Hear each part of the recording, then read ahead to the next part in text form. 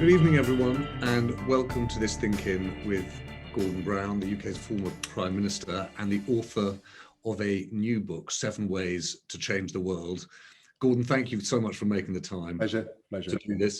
It is a book, you can't say this, so I will. It is a book that is an exercise in what I think of as granular optimism, in that it tells you in some detail how you can change and address some of the most difficult problems in the world.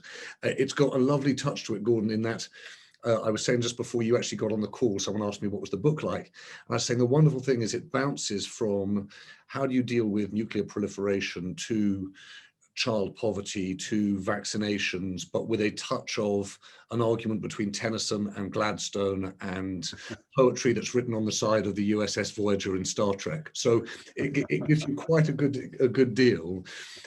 I thought I might start though with that, because the central argument of the book is about what happened to the idealism around global government and governance, and Tennyson's idea of the Parliament of Man, the Federation of the World, and its apparent failure in our times. That idea, you talk about ungoverned spaces, the failure of the world to govern some of these things. Can you just talk us through that central idea, and then we'll get into the weeds of some of the points that you make? Yeah, let me first of all say I think tortoise is a great idea, and I think you are breaking new ground, and I think your discussion of issues in depth is really an antidote to fake news and post-truth commentary. So well done. I wanted to write this book because I was so angry, sad, depressed at what happened about a year ago from now, when I couldn't see any of the countries of the world getting together to cooperate when we had clearly a global problem that needed a global solution. And you might have said 50 years ago, many problems were simply national problems, and 100 years ago, they were local problems. And now, whether it's climate change or pandemics, or whether it's financial instability, or whether it's tax evasion, all these problems actually are global in nature, and they need a response that is global, and therefore you need international cooperation. So when I saw what was happening, I kept asking myself, why is it that when it's so obvious that we've got such a huge problem that has started in one country but has spread right around the world, we're not in a position to get ourselves together? And I remember that I was at the G20 in 2009 when we had a similar problem, the global financial crisis that required a global response. And the night before the meeting, we had a dinner of all the people, you know, President Obama and Sarkozy and all these people, the UN General Secretary. And I said right at the beginning, I said, look, Winston Churchill faced the similar problem in the 1930s when protectionism took over, and it led eventually to the Second World War. And he said that leaders were resolved to be irresolute, adamant for drift, solid for fluidity, and all-powerful for impotence. And we must never get ourselves into that position again. Unfortunately, we spent a year where international cooperation has failed. And now when we're trying to get it going again, it is not as successful as it should be. And that's where you come to the big problem on vaccination. And Gordon, I should just say, for those people who've never been to a ThinkIn before, one thing you should know is it's intended to be an exercise in open journalism, i.e. we want everyone to weigh in. So you'll see my colleague Liz Mosley is here. She's marshalling the chat. Do please make comments, and I'll try and weave them into the conversation with Gordon and try to bring you in to make points. We have a loosely enforced rule, which is no questions. We want you to bring your experience, your thoughts. But given it's Gordon Brown, you may actually have a question, and I'm not going to stop you. So please do weigh in. We really want to have a conversation in the course of the hour. But Gordon, you ended on that last point on vaccines. It's actually one of the central elements of the first chapter of the book, and it's obviously the question that hangs after the G7 meeting in Cornwall. What's your argument about what needs to be done in terms of global vaccination, and what's your assessment of what did actually happen at the G7? Yeah, it's really fascinating that we let slip an opportunity to do something really big. And before the G7, it was clear that there was a plan that had been prepared by the international medical experts. There was a funding formula to pay for that plan that had been prepared by Norway and South Africa. It had been circulated around the world to 90 countries, asking them to endorse it. Germany actually had endorsed it, so had Canada, and so had Norway. So you had reason to expect we needed 11 billion vaccines produced to vaccinate the world. we needed, if you like, a chain where it started with guaranteed funding, and then you boosted manufacturing capacity, and then you had factories in almost every continent. It was going to cost 16 billion extra this year, 30 billion extra next year. So that's not a huge sum of money. It's about, what, 30 pence per person per citizen if it was the British contribution being paid per week. So that's not a huge sum. So why did it all go wrong? Why did we end up, instead of 11 billion vaccines planned, a gift of a 1 billion, something that would have cost about 50 billion in total ended up about 5 to 7 billion. There was a lack of imagination on the part of world leaders. You had the richest countries sitting around the table. They were in a position to make this decision at the right moment to get vaccines right around the world. And they decided to satisfy themselves that each were giving some doses to other countries, and they couldn't agree on a plan. Now, that is a failure of leadership. I called it a moral failure. I see the president of South Africa has said the same. And so the World Health Organization, the United Nations are saying, well, what happened this weekend when you had this chance? Why did you fall short? And this is where it's self-interest, not about some great altruistic effort, because if the disease spreads, it mutates, it comes back to haunt us all. So if it comes out of India, comes out of Nepal, comes out of Africa, then that is our failure to protect ourselves. So this is a self-insurance policy, and yet we didn't do it. And this is what I'm talking about in this book. The lack of imagination, the failure of leadership, our inability when the crisis arises to get to the heart of the problem and to be 1 or 2 steps ahead of it and getting it dealt with. So I think people will now see that vaccination in Africa, 1% of Africa vaccinated, perhaps by the end of the year, it might be 5, 10%. People say that it might not happen until 2023, 2024. Now think of the mutations and the variants that are going to come out of this continent and of other continents if we don't vaccinate. It's an own goal. Can we just drill into your explanation for why it didn't happen? And I should just say, Gordon, I think there's a question here about a failure of reporting too. I don't think we came to the end of the weekend in Cornwall thinking the world's wealthiest countries have failed to deliver a deal on vaccines. I think that's only become clear, if you like, in the last 48 hours. Yeah. But one of the questions I've got is, we talk about quote unquote failures of leadership or failures of imagination. Do you really think it's that? Or is it a failure of detail, a failure of planning? Is it even a failure of will? I mean, just simply not caring? No, I think they thought a few days before the G7, if we could get through this G7 and have this headline figure, 1 billion doses gifted by the richest countries to the poorest countries, then that was enough. But it wasn't a plan to vaccinate the world as they said it would be. And it wasn't the biggest medical feat in history, as Boris Johnson described it, because there are still billions of vaccines to be accounted for. And we've still got to find the money. And as I said, you start with the money, because that is what, we did that in Britain. We pre-ordered on the basis of guaranteed underwriting the funding. And that's what we should have started off in relation to the world. Now, why do summits go wrong? I'll tell you a story. In 2009, in 2008, in August, Lehman Brothers had collapsed. The world was falling apart. Ben Bernanke was telling me that 18 out of the 20 American banks were in danger. And we were trying to find a solution to the problems of the world economy. And so I had a meeting with Sarkozy, the French president, and Merkel, the German chancellor, European Central Bank, Berlusconi from Italy. And we met in Paris one weekend.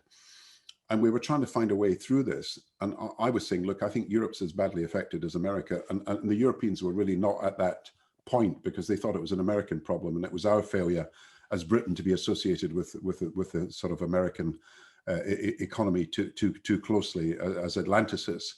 And we were discussing all the options, and then we had a break for coffee. And this is an absolutely true story, which I do recount in the book, because it does sum things up.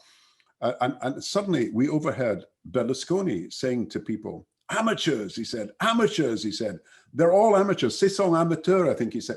And we thought, Berlusconi, businessman, he must have the solution. We're the amateurs, he's the professional. And then suddenly we heard him saying, amateurs, he said, don't they realize we have a press photo call in the next hour, and none of them have brought a makeup artist with them? Now here you have the most serious financial crisis in the world. You're looking for a solution, and he's talking about makeup and cosmetically improving the politicians' as they go before the world's press. And there was a lack of seriousness then. There is probably a lack of seriousness now. I'm not sort of blaming any individuals, but you've got to get to the heart of a problem, and then you've got to be 2 steps ahead in dealing with it. And that didn't happen. And we've now got to deal with the vaccination problem in the next few months in a different way. But the world's richest countries failed. And just give us the map to that, because if the G7 was a lost opportunity, if you are just using your numbers, actually dealing with 1/10 of the problem there financially, Gordon, what's the roadmap between now and, let's say, the UN General Assembly in September to changing things? Yeah, I think it may go right through to the G20, which is going to be hosted by Italy at the end of October. I think pressure will grow. I think Britain will realize that it was a missed opportunity. I don't doubt they were trying to do their best, but when you get to a problem, you've got to actually solve it. You can't sort of just have headlines that look good. And there's no doubt 1 billion doses sounds good, but if you've got to raise 11, look, there's, you know, Africa's not vaccinated, much of Asia's not vaccinated, much of Latin America's not vaccinated. So we're up to 60, 70%. And as long as Africa remains 1 or 2%, there's such a long way to go. And the irony is that it actually saved us money to spend that money, because it gets the economy moving forward again. The IMF said it would save us 9 trillion to do this. And that would be money that would be saved through increased economic activity. Britain would save 30 times as much as it spent on this, its share of the vaccination. And anyway, we're getting huge amounts of money going to be created through the International Monetary Fund, through this new special drawing rights. So Britain's about to get 23 billion. I do fear it's because Britain was cutting overseas aid that they were worried about making further commitments. And that you need a leader at a summit like this. Someone's got to, you know, on each issue, someone's got to lead, otherwise things don't happen. The informality of the G7 can actually be an excuse for inaction, because you're all sitting around the table speculating at the world. You can give sort of free thoughts about everything and people will listen, but unless you have someone pushing for a decision, you don't actually get the decisions you need. And I appreciate the plan in detail. I want to, if I can, bring a couple of people in, because there's obviously a read across in terms of commitment on spending around vaccination to the points around climate. But before we leave vaccination, if I can, I want to see if I could just Gordon, just bring in Raj Tamatharam, who made a point about how do you marshal the resources of the private sector. Raj, do you want to make this point to Gordon? Yeah. Thank you, Good James. evening. Good evening, Gordon. Thank you so much for your leadership on this critical issue. Talking about power and influence, several of the biggest institutional investors globally have assets greater than GDPs of G7 countries. And unlike the climate crisis, where investors have played a key role, and unlike the HIV/AIDS pandemic, where investors engaged with companies about taking Nelson Mandela to court, on this occasion, my experience is that investors have really adopted the ostrich syndrome and kind of shrugged their shoulders and said it's nothing to do with us. And I wondered what you would say to the CEOs of these very large, mega, systemically important institutional investors as to what they could do as owners of the Pfizers and the Modernas and the AstraZenecas. There's a great question. And look, it's in their interest to get the world economy moving again. That's where the profits and their activity will come from. The 33 billion that was being asked for this year, 16.5 billion has been provided for vaccines, testing, and for equipment in the countries that don't have that at the moment. The 33 billion, they estimated, this is ACTA, the international health body, they estimated that they would get 1 billion in donations from companies. They would get some money from the World Bank, but the rest had to be provided on the basis of some burden sharing formula based on capacity to pay. So they were assuming that some money would come from funds and from the private sector, but as you rightly say, it's not a huge amount. And I do think we could do better with public-private partnerships. Now, to be fair, some of the pharmaceutical companies are either foregoing profits or they're giving drugs, the vaccine away at cost. But the point about political leadership is you need a plan. You need to say 11 billion have got to be found. We've got to find a way that we get manufacturing capacity ramped up in Africa in particular. We therefore need to underwrite it and let's get on with it. and there's no time to waste because there is an urgency about it. So I'm not expecting the private sector to solve the problem, but I think they are part of the solution. There is this debate about the waiver on patents, which has still got to be, it's played out in the World Trade Organization. So that may happen soon. There is a problem of supply, by the way, because obviously there's a shortage of supply at the moment because of what happened in India with the Serum Institute and the slow way that some of the vaccines have come on stream. But I saw Moderna last week saying they'd do 3 billion vaccines next year. And obviously you've got Russia and China also doing what they might call vaccine diplomacy. They're putting their drugs, they're putting the vaccines out to favored countries. So there is a way of getting to that 11 billion, but we didn't find it this weekend at the G7. And it really has got to be politicians in the end that have got to bring this together. They've got to represent their countries in the way that perhaps private companies are not in a position to do. Gordon, Rog, thank you very much. Gordon, can I just put to you a point that's put in the chat by Christabel Cooper, which is that it's one thing to say, and I think a lot of people would agree, a politician needs a plan, that there needs to be an understanding of detail. Mm. Is there also something revealed here about our selfishness, even in the face of a global pandemic, that actually our interests have become more national, more local, and the reality is it's not just the lack of a plan. Political leaders are reflecting the sentiment of their electorates, which are spend the money on us at home. Well, actually, we did a poll last week and we found that 79% of British people and about 75% of Americans, because we did it in America and about 70% of people in Europe, said that they would like their country to pay its share of vaccinating the world. So there is more altruism around and maybe more self-interest because everybody knows that they're not safe till everybody else is safe. So I don't think that that was the barrier this time, but I do agree with you. In the last 10 years particularly, we've seen the growth of what we thought was a 19th and early 20th century phenomenon, which is political nationalism. We saw it in the start of tariff barriers, then immigration controls, border controls, the building of walls. There are now 66 walls across the world, not just the Trump wall, but 66 walls across the world. And then we saw the aggressive nationalism, which I write about, of America first, China first, India first, Russia first, Turkey first. And you saw it played out across the world in the last few years. It wasn't just Trump. You've got nationalist parties or nationalist leaderships across particular parts of Europe, including Hungary and Poland and so on, who are really pushing this anti-immigrant, xenophobic, everybody for themselves.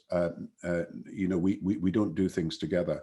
And I do think this is the ideology, I'm afraid, of the age. And I do think now that perhaps Biden and other leaders are fighting against it, but you cannot imagine the sort of reforms we were thinking of in 2009 to the global architecture happening at the moment, because nationalist passions run so deep and because great power rivalries, of course, are so great. So we've got to make progress almost inch by inch, issue by issue, rather than some grand plan for the future that we can actually adopt in the next year or two. But nationalism is certainly the dominant ideology of the age. And there are reasons for it that are not the same as 19th century reasons. 19th century was nationalism because of cultural discrimination, political exclusion, economic exploitation. That's what lay at the basis of the anti-imperial struggles of the 20th century. And of course, lay at the basis of things that were happening in Europe and elsewhere. I think in the 21st century, nationalism gets its power from economic insecurity. Culture anxiety, my country's not what it used to be, a sort of looking back romantically on the past, and distrust of traditional politicians. So nationalist populists have actually had a field day. I mean, the example is Orban in Hungary. He started off as a social democrat, lost the election, then realized the power that nationalist populism could have. And so there's hardly any immigration to Hungary. It's about 5% born outside the country. Some people say there are more anti-immigrant parties in Hungary now than there are immigrants, but he's managed to exploit that. And he's been using exactly the same posters. That breaking point poster we had in the referendum, where you had this horde of, as they said it in the poster, a horde of migrants coming in as if marching into Britain, all bearded, no women, no children, all men looking very threatening. That breaking point poster was taken from Britain and it was used in Hungary under the theme stop, and then it was used again in Spain. And so you have this nationalist rhetoric that is firing up people, even when there is not really a big problem like immigration that they want to exploit. They manage to get people's fears raised, and that is a real problem. So yes, you're right, that underlying this failure of cooperation is a retreat into national silos. And I think President Biden in particular is trying to do something about this. And I do think that there's a way out of this, but it's going to take some time.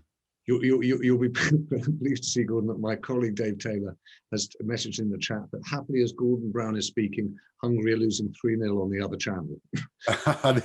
Well, when I left the match, because I was watching the match before and it was 0-0, so I have brought luck to Portugal by leaving the room. Gordon, I'm not going to drop the ball on climate. I'm going to come back to it in a moment. But given that we've got into the conversation around nationalism, yeah, I'm interested to know two things. I can see there are a number of people who are asking the same question. One is, what is the political response to it? Because it seems as though, essentially people, I don't want to even put them in terms of political stripes or parties, are really struggling to take on that nationalist populist position. And I wanted to know what you thought about it, and also what you think is the risk, even within the UK context, where that kind of nationalist populist takes us in terms of politics in the UK. Yeah, it is a UK problem. Let's be honest about that. But if in the 19th century you had to deal with cultural discrimination and political exclusion and economic exploitation, because that's what had to be dealt with in the anti-colonial movement, in the 21st century, you're actually having to deal with the roots of nationalist success or appeal, and that's economic insecurity. You've actually got to deal with economic insecurity itself. Mm-hmm. You've got to deal with people's sense that they're not treated seriously, they're not treated equally, they're mm-hmm. second-class citizens. How often do I hear people saying, nobody listens to me, nobody, they don't care about us, we don't count at all. And then, of course, you've got this sense that our country's not what it used to be. You've got to deal with a mission for your country. People have got to be clear where you stand. You've got to deal with the economic insecurities. Therefore, we've got to rethink the way we reward people, particularly after this crisis, where people who've worked hard have actually been rewarded the least, the care workers and the health workers and the transport workers and so on. We've got to have a better social contract. And as I say, you've got to show that there are other loyalties that people can have than simply a loyalty to the nation. I mean, the old class loyalties, religious loyalties, trade union loyalties, workplace loyalties are less than they were. In its place, the vacuum has been filled by nationalism, but we've got to show people, one, that you've got a mission for your country that doesn't require what I would call an us versus them ideology. Orwell made the distinction between patriotism, which is the celebration of us, and nationalism, which is the resentment of them. And we've got to show that you can be patriotic without actually seeing every other country, your neighbours, as an enemy. But we have to answer the fundamental economic and social problems that people are worried about. And Gordon, how does the politics of Scotland and the Union play? That's a transition, yes. I don't write about it in the book, but I do write about nationalism, yeah. I know, but just given there's been this conversation at the moment and you've been party to it, I'm just interested to know whether you think there's a link there. Yeah, because nationalism is saying the problems in Scotland are due in some way to something that's happening in the rest of the UK, that Scotland cannot be free until we're free from something that's hurting us in the rest of the UK. And of course, I mean, let's be honest, that Boris Johnson and his brand of conservatism has very little support in Scotland.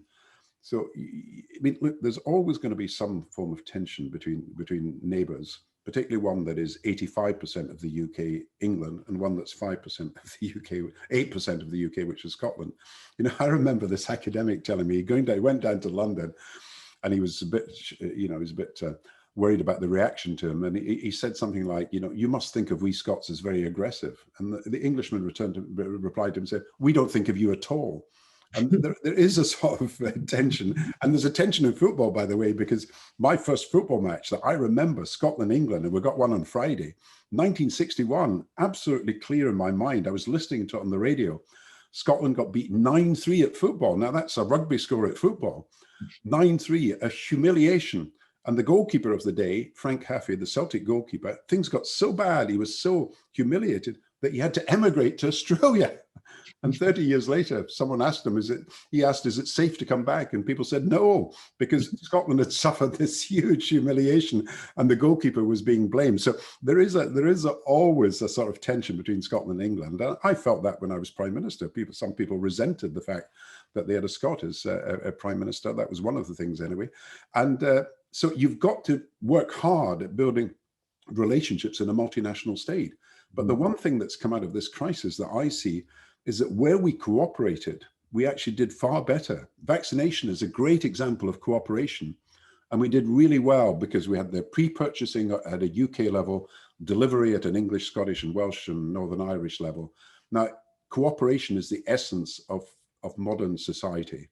I mean, I keep saying you don't just cooperate out of need. You have a human need to cooperate. People want to cooperate with each other where it is possible to see the results are beneficial. And we have got to emphasize the benefits of cooperation, not Boris Johnson shouting devolution's a disaster. He's not going to get anywhere with this muscular unionism that tries to say someone else is to blame.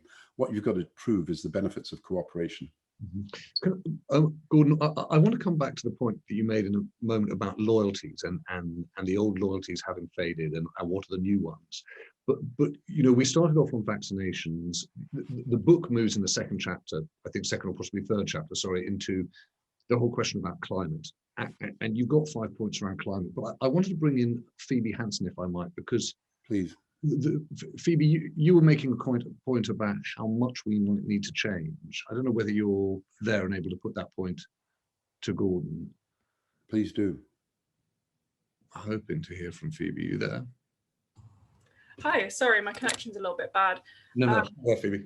What I wanted to ask was just on the basis of what you were saying earlier about that lack of imagination in politicians when addressing those global crises. I think as a youth campaigner particularly focused on the climate, I wonder whether a way to address that would be having that sufficient civil society engagement. So you have young people coming in with those new innovative ideas.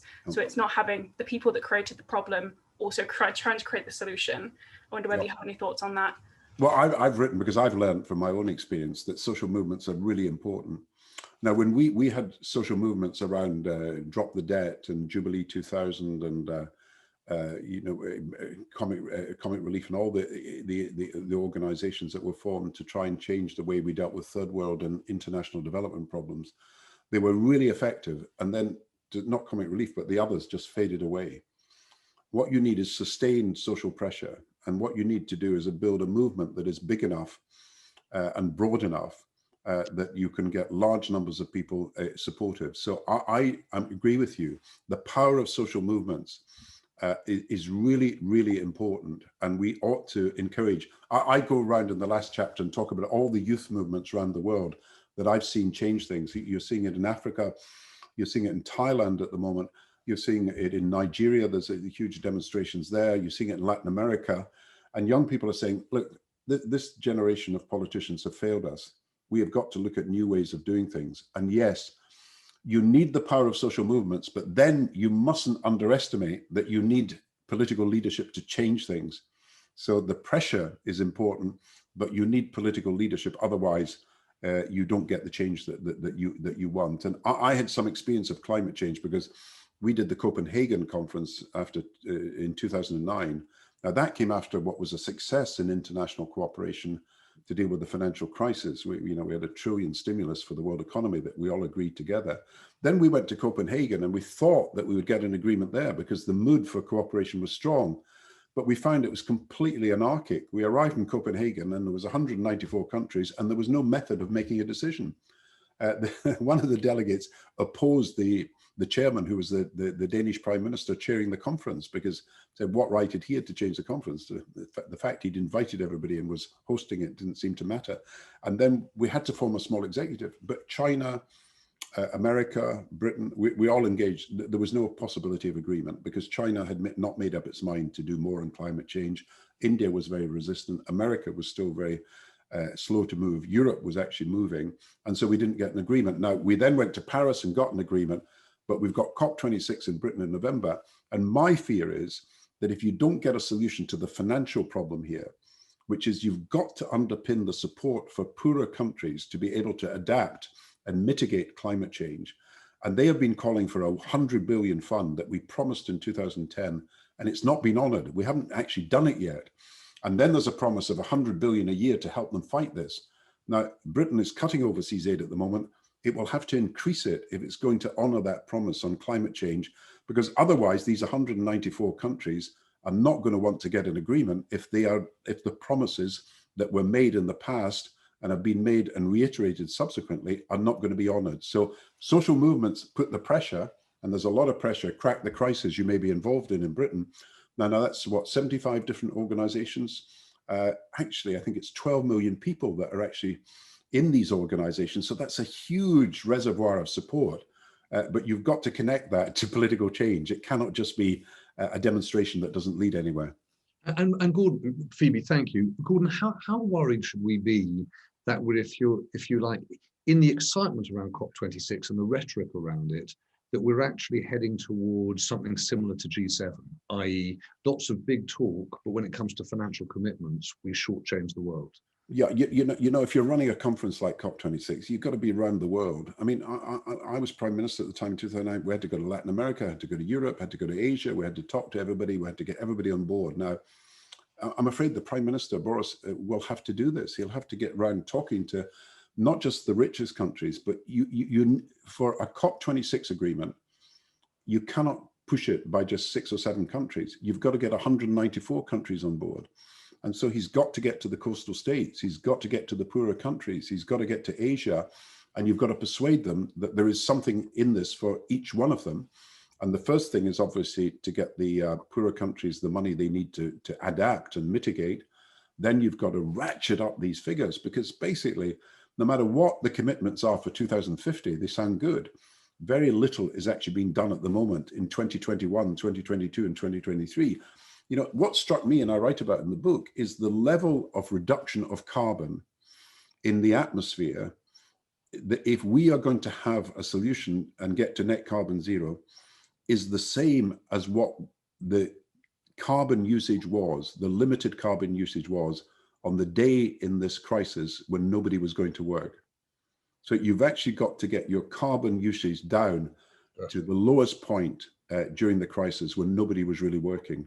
And that's a real challenge that has got to be met by industrial innovation, by help to the poorer countries, by ratcheting up our commitments, by making big changes in the way we live ourselves. Now, these are huge changes, but the scale of it was brought home to me by the fact that if we don't repeat what we managed to do in the crisis in terms of the limitations on carbon usage, we will not meet our targets.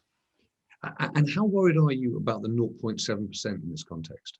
Very, very worried, because you see, when you're chairing a conference, I mean, Britain's chairing the G7, it's chairing COP26. Someone's got to lead.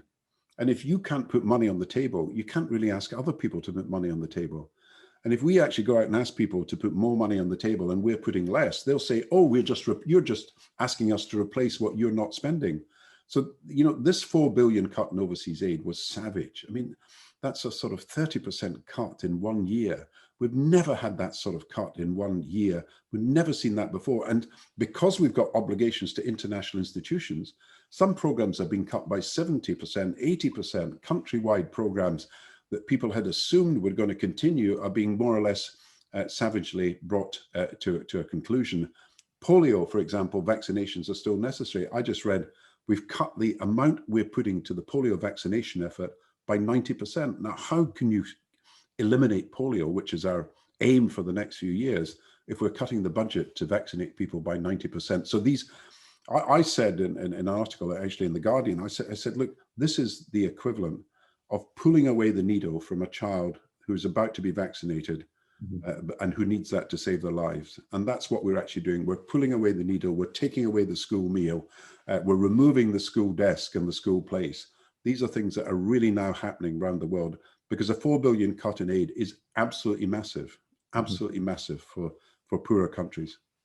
Gordon, I want to, in the book, you give quite a nod to President Biden's stimulus package and the impact that has, or the potential that has, in the US, but globally as well. Yeah. I just wanted to bring in Mark Hayward, because as you were talking, he was asking a question which I both sort of touches on internationalism in economics, but also around national politics, how much we can afford to borrow. Mark, do you want to put the point to Gordon? Hi, Mark. Hello, and thanks for talking to us. Yeah, my question is really about fiscal policy and monetary policy, because we keep alluding repeatedly tonight to the idea that inequality is part of the problem, both inequality within countries and inequality globally, and the need to assist poorer countries to adapt to climate change and accept international commitments and so on. But of course, we've been living through a long period now where it tends to be assumed that monetary policy is the way to stimulate economies, and where it's assumed that budget deficits are inherently always harmful and must be minimized and brought down to zero and so on. So now my question really is, do we not need a fundamental shift in attitudes amongst many governments towards the relative importance of fiscal and monetary policy? Do we not need to accept that fiscal spending is not a bad thing and budget deficits are not automatically harmful, so that we can then stop relying on quantitative easing and special drawing rights, because they don't target the inequality problem anyway? Well, that's what I tried to persuade people in 2009, and I failed. I mean, my argument in 2009, when we had the financial crisis, was you've got, if the private sector fails, the government's got to come in. And that's essentially not just monetary policy, it's fiscal policy. What I think's happened since then is that the intellectual environment has changed. So I think that people do now accept that when you have a crisis like we had last year, that the government's got to intervene both on a monetary and at a fiscal level. And I do think people are coming to accept that this may continue for some time. And I do think you're right that there is a concern, even amongst those people who used to be neoliberal economists, about the level of inequality, both its effects on growth and its effects on social cohesion. So I think the intellect, in 2009, the IMF attacked me. And and we were out on a limb, and I didn't explain it well enough, and I accept that in the book, that I didn't explain what we were trying to do well enough. But we were on the right course, and we should not have had a decade of austerity, and we should not have had this ideological commitment to reducing expenditure in every area. Now, if the intellectual ideas have changed, we sort of know what's wrong, but I'm not sure we've yet got in place the policies that will put this right. So, for example, the fiscal spending of the United Kingdom has basically been on rescue. So we've paid for the furlough, we've paid companies, probably will wipe out the loans we've given to companies to help them survive. But we probably need to be thinking of what we invest in the recovery, because you need a green recovery if you're going to meet your carbon targets. You need, as the Americans have done, infrastructure to be expanded. And then you need to look at what is the right monetary fiscal balance. Ben Bernanke was the head of the Federal Reserve, the man in charge of monetary policy, and he kept saying to me in 2010 and so on and so forth, I've got to do this because the fiscal authorities in America won't act. Now we need better coordination between fiscal and monetary. We've got to be aware, however, that inflation is potentially a problem. We've got to be aware that there is a level of debt that you get to where it is difficult to sustain that. So you cannot just spend and inflate. You've got to have a balanced approach to this. But yes, fiscal and monetary policy, the banks were the only game in town for 10 years. Central banks were worshipped as the only game in town. Now I think we've begun to see that when there is a crisis, it's the government that's got to act, and the government's got to use its fiscal powers as well as the monetary powers that the banks have. And Gordon, do you think, but Mark, thank you. Just to check, do you think that Biden's decision on borrowing and spending sort of changes, if you like, the political calculation of this? Is it possible, if you were running the country now, would it be possible to say, look, we've nudged up our debt to GDP to 100%. Actually, we think we're going to have to increase it to 120, 125, 30%, because we've got a lot of big spending to do. Do you think the politics of this has changed, or do you think you would frankly be I think from Biden, by people saying you're imprudent? Look, from Biden's point of view, the politics have changed, because they know that they were too cautious in 2010 under Obama, and they lost the midterm elections and put at risk the democratic regime. Now they know that if they don't do things before 2022, when they've got further elections, that they may lose them. So there is a political strategy on the part of Biden to retain power. But I think when it comes to Britain, is getting the balance right that is the issue. And I think the Treasury, from my own knowledge of it, will be trying to get back to very orthodox economics very quickly. I think we have got to set out a course that shows that fiscal and monetary policy have got to work together. Gordon, thank you. I'm going to bring in, if I can, Becky and Lindsay. They don't have a camera, but they made a point in the chat about the gendered nature of global leadership, the failure around, I think the point they were making was around violence towards women. Yeah. I don't know whether we're going to get either Becky or Lindsay, and the truth is, because we don't have the camera, we're never going to know, but either Becky or we're both here, and we're in Brussels, actually, so hello from Brussels. Hello. So do you want to put the point to Gordon? Yeah, so hi, this is Lindsay. Hi. So the point that we asked in the chat was, how do we get political leadership to act and create lasting change, not just temporary change when it comes to violence against women? Because it's a problem that's largely acknowledged, and especially by the international community, and well documented throughout the years. But it's still rampant and honestly has grown during COVID. And addressing it would really help so many of the economic and social issues, as Becky mentioned to me earlier. Yeah, we were thinking of it from a political point of view about how female political leaders are often intimidated and threatened and prevented from leading in the way that they want to, through to women who work in rural communities around the world who face rape and other forms of violence when they're trying to go about their daily business and farm their land and run their businesses. And the two kind of seem very different, but also very connected at the same time. Exactly. How is a woman supposed to run for government or to try and help create those lasting changes and to get into these political leadership roles if they're being harassed or if they're being threatened with rape on their social media or on those platforms? Because those threats.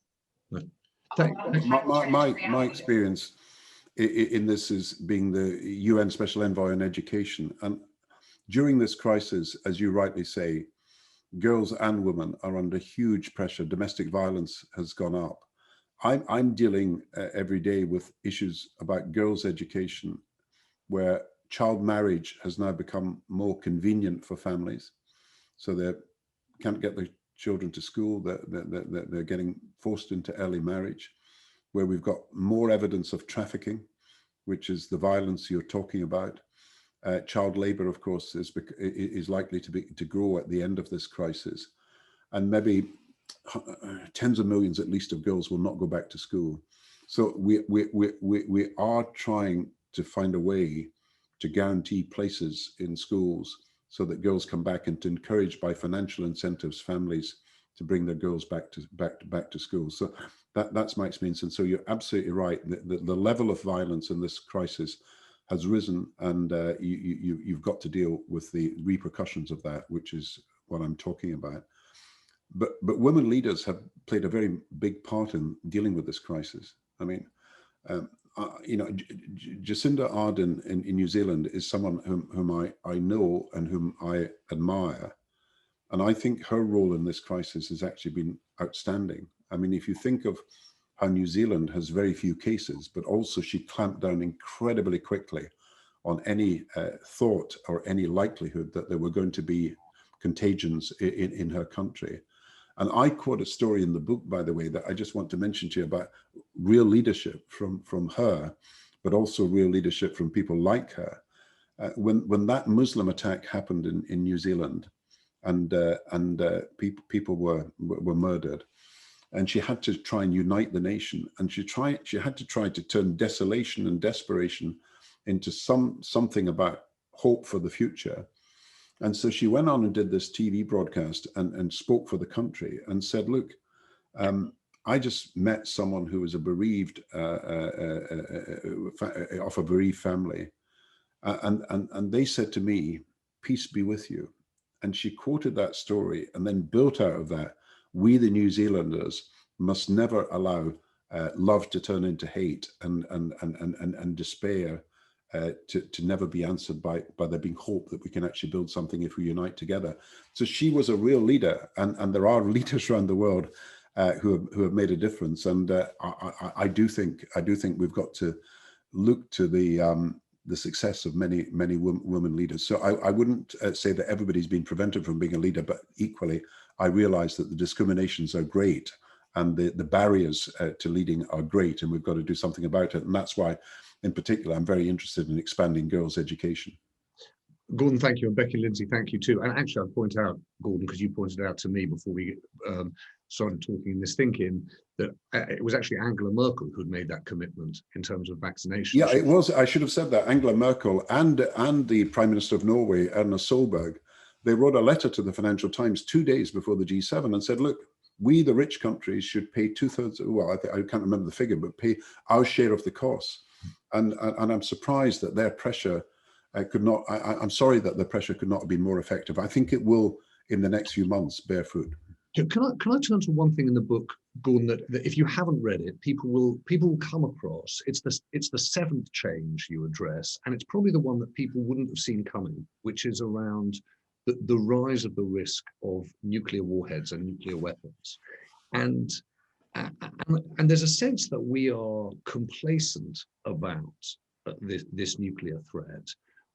Just explain to us why you think that threat is intense. I start the chapter actually by saying something that some people listening to me may disagree with. I mean, in 2007, I just become Prime Minister, and we found out that Syria, this is Syria, not Iran or Iraq, Syria was developing a nuclear weapon. And we had evidence, we had all the evidence that this was happening. But Syria was obviously not prepared to admit this, and it was a secret development. They were signatories to the Non-Proliferation Treaty. So it was illegal for them to do this. So America, Israel, Britain, I mean, we came to the Syrian facility was bombed. The weapon was removed, or the attempt to have a weapon was stopped. And of course, if we'd had a nuclear weapon from Syria 10 years later in the Syrian civil war, then given that they used nerve gas and everything else as weapons of war, they could have been threatening to use nuclear weapons. So that, in my view, is a just war, that we took action proportionate and necessary to remove the threat of a nuclear weapon. But my fear is there's half a dozen powers in the Middle East that are considering having nuclear weapons. There's been a big buildup of in China, America, and in Europe, Russia, of nuclear weapons. Far more sophisticated, far more technologically dangerous, far more potentially subject to manipulation. And I think we're not realizing that we have this threat hanging over us. And I think we thought that this was the threat of the 20th century. It's actually a very real threat now. Now, the good thing is that President Biden, in his pre-election materials, and we'll see if this is honored, said that he wanted to do a number of things that would eliminate or reduce the dependence on nuclear weapons. First is to ban nuclear testing, which would be a big advance. Second is to ban enrichment of uranium, plutonium. That's the issue, of course, with Iran at the moment. But the third thing that is also really interesting is I think he may be in a position to offer all nuclear weapon states an agreement where America and the rest of them would say, none of us will use nuclear weapons first. So no first use. And then unless we're attacked by nuclear weapons, none of us will ever use them at all. Now that would be a very, very big breakthrough. It would end the benefits of proliferation. It would reduce, of course, the nuclear arms race, and it would be achieving this statement that Gorbachev and Reagan made 35 years ago, that a nuclear war cannot be won and should not be fought. Now, if we could make progress in that direction, then we would be eliminating or certainly reducing the dependence on nuclear weapons in defense strategies. I think there's a possibility. Remember, President Biden was sent by Reagan in the 1980s when he was a senator to Russia and start some of the talks that eventually ended with the agreements between Reagan and Gorbachev. So there is hope here. And, is your understanding, Gordon, that he actually wants to do that? Well, my understanding is that he has said this very, very clearly, not reported much across the world when he was standing for president. And in fact, Barack Obama wanted to go to no first use, but it was the Europeans and the Asians that said to him that that's too dangerous. So I think there is some more realization in America that you've got to reduce our dependence on nuclear weapons, that the world is increasingly unsafe because we've got 9 nuclear weapons powers, but could have 10, 11, 12, 13, or 14, or even 15, because Saudi Arabia, then Egypt, then Turkey, then you just start to look at the escalation in the Middle East of nuclear weapons powers if another one gets them. So this is a real issue. But think of the possibilities as well, though, because, you know, once Reagan and Gorbachev had made a deal, people forget that you know, in the skies every few hours, the International Space Station is passing over us. And despite the fact that Russia and America are at war with each other in so many different areas, they're fighting each other at least, this International Space Station that is in existence at the moment is manned by a Russian and an American astronaut, and astronauts from other countries. And this has been a tremendous achievement, you know, over 35 years, where we've managed to have an International Space Station that has linked America and Russia together. And I keep saying, if you can do this in the outer heavens, where basically you had some of the worst events of the Cold War, people you know, vying with each other for power, surely we can do something better on Earth. And I do think there are possibilities here. You won't get much out of the out of the Biden Putin meeting, because they're dealing with today's problems, but a bit of foresight, and I think you could get some progress on nuclear weapons. And that to me would be a major advance. I mean, the sword of Damocles, as President Kennedy once said, is still hanging over us. And we've got to abolish nuclear weapons before they abolish us. And in that context, Gordon, can you explain why in the UK's own integrated review, in its own plan for future national security policy, the UK increased its... I know. James, this is something I have actually asked the Defence Ministry, and I haven't got a satisfactory answer. You know, we are saying that the Americans are right to say reduce dependence on nuclear weapons, and suddenly we're increasing our number of nuclear warheads. Now, we were reducing them, and our plan, of course, was over years, and we're going to reduce them even further. Now we've escalated the numbers. There is no logical reason for this. There's no defense benefit from this, of having more of these warheads. I know from my own experience, it's a symbolic act to make us look strong, when in fact it's got no relationship to a sensible defense strategy. And if we are saying reduce dependence on nuclear weapons, why are we actually increasing them? There's been no answer. Well, Gordon, let's go from the outer heavens, if we can, back to Earth. And because you write in the book about that world that was created after 45. You know, that, you know, the Dean Acheson's present at the creation, the sense of a new world order. What is your prescription now for the kinds of organizations, rather than just sort of gestures or rhetoric of goodwill, but the kinds of organizations that are needed to provide the global governance that will mean that your ungoverned spaces are governed? Yeah. So the Washington consensus is over. As I say in the book, it's not even supported in Washington. So that era of sort of neoliberal thinking, and if everybody followed America's policy of deregulate, privatize, you know, liberalize, and everything else, so that's over. The fear is, you know, one world, two systems, that you have a China-America standoff, and everything is seen in terms of that. So you'll have the American-run IMF and an Asian IMF. You'll have an American-run World Bank, and you've got the makings of it in an Asian World Bank, and so on and so forth. And you have this divergence, which is, you know, dominates the world, and you've got to choose which side you're on. The better way is, in my view, and this is what global Britain should be about. And you know, global Britain cannot be just much as I would like it. You know, we're going to go back to where we were with the European Union. It's not going to happen immediately, nor can it be being a Hong Kong of the West. I mean, that's not where Britain is going to be in the future. The global Britain must be trying to make these international institutions better and work so that they actually can deliver. You see, in 1945, the United Nations was created, and it was to be the Security Council. That quickly was taken over by NATO. So you had the World Bank, and that was quickly taken over by the Marshall Plan. So almost every initiative became a Western initiative against a Cold War initiative. And we've got to somehow reactivate these international institutions and make them work for us. So Churchill used to say Britain had 3 circles of influence. So our influence was over Europe, our influence was in America, our influence was in the Commonwealth. There's actually a 4th circle, and that's our influence over the international institutions we actually created. So could the United Nations, the World Bank, the International Monetary Fund be better? But equally, this is where I place more faith, could single agency global enterprises? I mean, we've got a vaccination facility, let's make it work. We've got a global fund for education, health, let's make them work. Let's make international cooperation work by showing in individual instances when we have either a crisis or an emergency or a need, we can actually meet that need by people coming together to do things. So there are very good examples of people working together.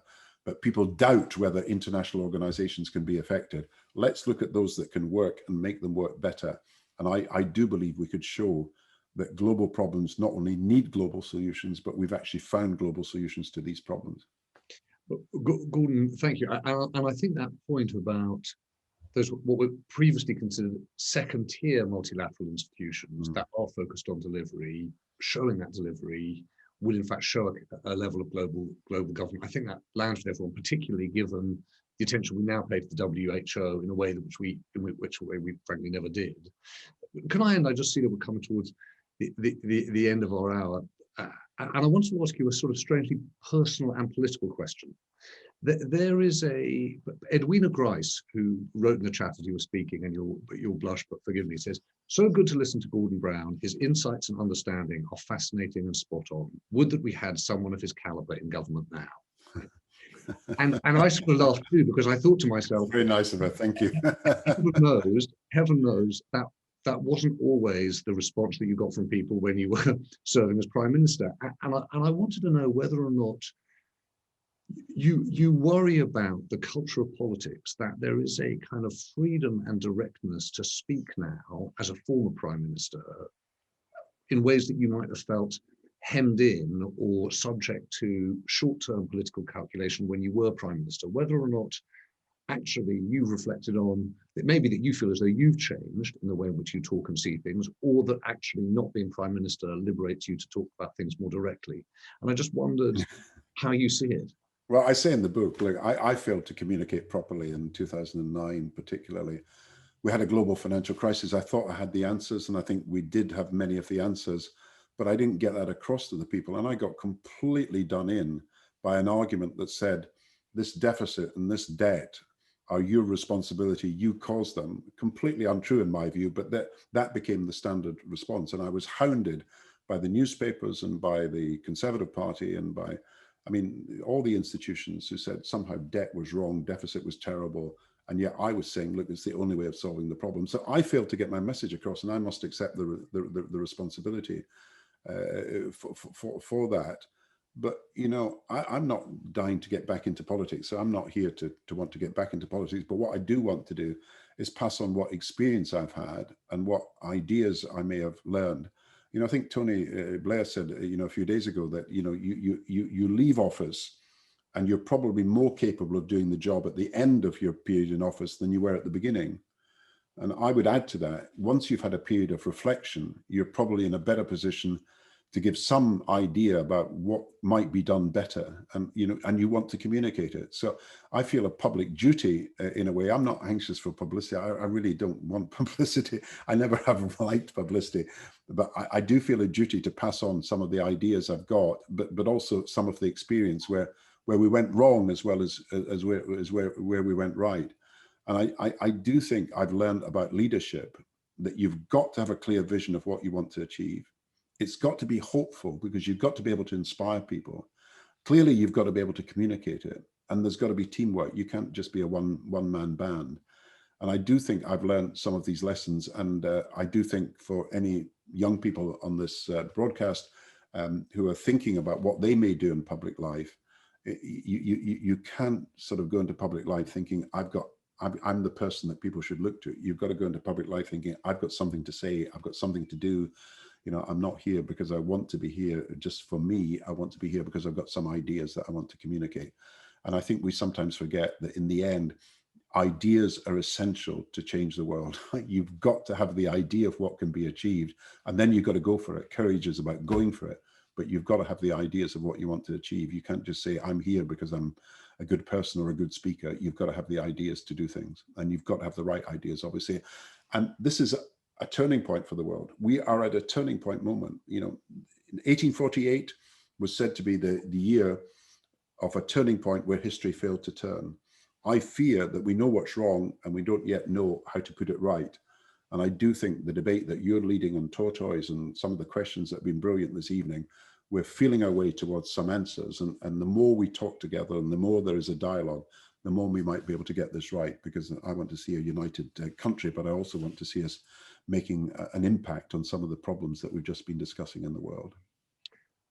Gordon, thank you very much. Thank you not only for bringing ideas, but as I said earlier on, thank you also for bringing ideas in the company of detail and hard facts. And that combination has been a pleasure to listen to. I think we'll all come away with a strange mixture of excitement about what's possible and fear about being at a turning point in the world where the world fails to turn. That's a thought that should probably stick with us.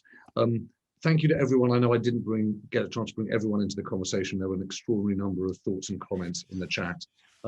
Normally, Gordon, I say at the end of these things, it would be wonderful if we had you here in our newsroom. We could at least, give you a cup of tea and thank you.